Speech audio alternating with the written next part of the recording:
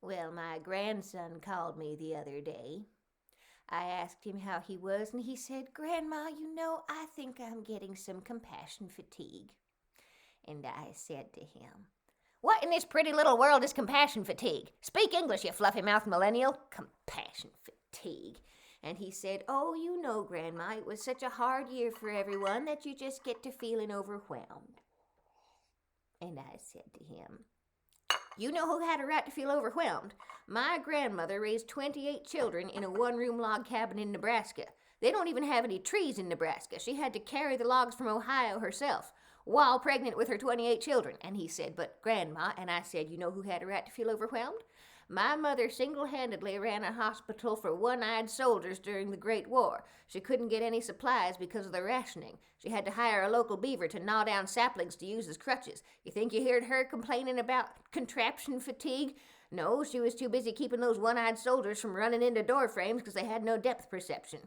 And he said, "But Grandma," and I said, "You know who has a right to feel overwhelmed? The good Lord. 30 years on earth, people pestering him with their lame feet and their dead relatives. Now they still won't stop caterwauling at him about how overwhelmed they are."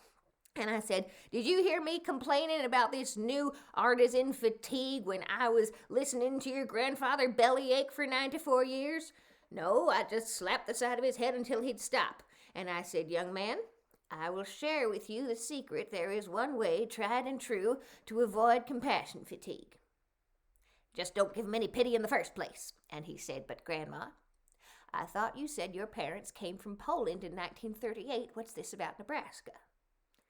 And I said, "Michael?" And he said, "No." And he said, "Oh, I'm so very sorry, ma'am. I must have dialed the wrong number and gotten the wrong grandmother." And I said, "Well, I don't know about that, but you're certainly the wrong grandson." And I said, "I wouldn't have said all of those things if I had known you weren't mine." And he said, "Oh, I understand, ma'am. You were just trying to toughen him up. You didn't mean any of it." And I said, "No, I would have told you to go deal with it and go bother your own grandmother. And have her teach you some manners in the meantime, calling me the wrong grandmother."